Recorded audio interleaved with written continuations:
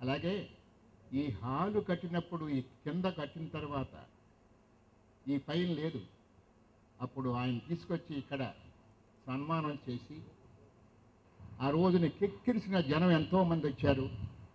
ఆయన రాకతో మాకు కంప్లీట్గా ఎవరి దగ్గరికి వెళ్ళినా కూడా డబ్బులు ఇచ్చారు. సంవత్సరంలోపు ఈ హాల్స్ అన్నీ కూడా పూర్తయినాయి. అందరికీ నా ధన్యవాదాలు. ముఖ్యంగా నాగేశ్వరరావు గారు మొట్టమొదటి నుంచి మాకు అండదండగా మాకు ఉన్నారు. నేను ఆయనకంటే పెద్దాను కాబట్టి నేను ఇంకా ఆయన గురించి నేను ఎక్కువ చెప్పదలుచుకోలేదు. కాకపోతే ఆయన ఏ బాటలో నడుస్తున్నారో అదే బాటలో కమ్మ సంఘం కూడా నడుస్తోంది. ఏమిటంటే ఈ సంవత్సరం పేద విద్యార్థులకు 50 లక్షల రూపాయలు స్కాలర్షిప్స్ ఇచ్చాం. ప్రతి సంవత్సరం కూడా 50 లక్షలు ఇస్తూనే ఉన్నాం. ఇంకా పెంచడానికి ఇంకా ప్రయత్నం చేస్తాం. ఎందుకంటే ఇప్పుడు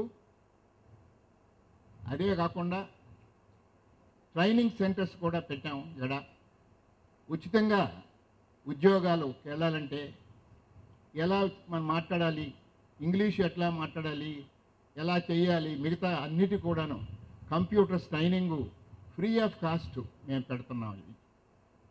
ఇన్ని సేవా కార్యక్రమాలు. కమ్మ సంఘం అంటే సేవ కోసం ఏర్పడింది తప్ప కులం కోసం ఏర్పడలేదు. అందులో మేము ఇచ్చిన స్కాలర్షిప్స్లో అన్ని కులాల వారికి ఇచ్చాం, ఒక్క కులానికే కాదు. ఇది సేవా సంఘం. అందుకనే ఆయన బాటలోనే, నాగేశ్వరరావు గారి బాటలోనే నడుస్తూ వెళ్తున్నాం మేము. ఈరోజు కొండలరావు గారు రావటం మాకు ఎంతో ఉదాహరణ. వీళ్ళు ఎప్పుడు కూడా మన హాలు చూడలేదు. అందుకనే ఇది వారం రోజుల పాటు చేస్తే అందరూ చూస్తారు, మిగతా వాళ్ళు కూడాను. ఇది ఒక కల్చరల్ సెంటర్. ఇక్కడ ఉన్న వాటి చుట్టూ అనేక కాలనీస్ ఉన్నాయి. చాలా అందరూ ఎడ్యుకేటెడ్ పీపుల్. ఇది ఒక కల్చరల్ సెంటర్గా చేస్తే బాగుంటుంది. ఇది కూడా ఒక సేవ మాత్రమే. అందుకని ఈ సేవ కమ్మ సంఘం, ఈ సేవ సాంస్కృతిక సేవ, తర్వాత స్కాలర్షిప్స్ పిల్లలకి ఇవ్వటం, ఇవన్నీ కూడా చేయాలని మా ఉద్దేశం. అందుకనే ముందుగా ఈరోజు నాగేశ్వరరావు గారిని పిలిచి ఆయన దోవలోనే వెళ్దామని ముందు ఆయన్నే పిలిచాము.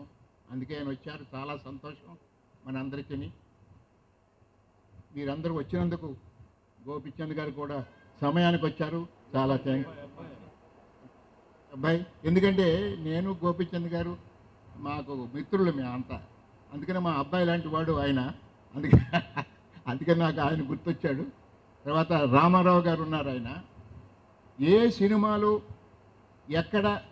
ఎక్కడ పాట ఉంది, ఆ పాట రాసింది ఎవరు, పాడింది ఎవరు, డ్యాన్స్ చేసింది ఎవరు, డైరెక్ట్ చేసింది ఎవరు, అన్నీ ఆయన కంఠస్థం ఆయనకి.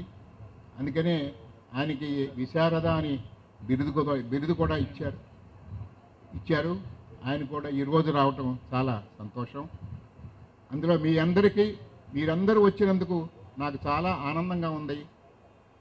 రేపటి నుంచి ఈ కుర్చీలు చాలవనే నాకు ఉద్దేశంగా నాకు కనపడతా ఉంది. ఇది వారం రోజుల పాటు ఉంటుంది. మీరందరూ వచ్చి చక్కగా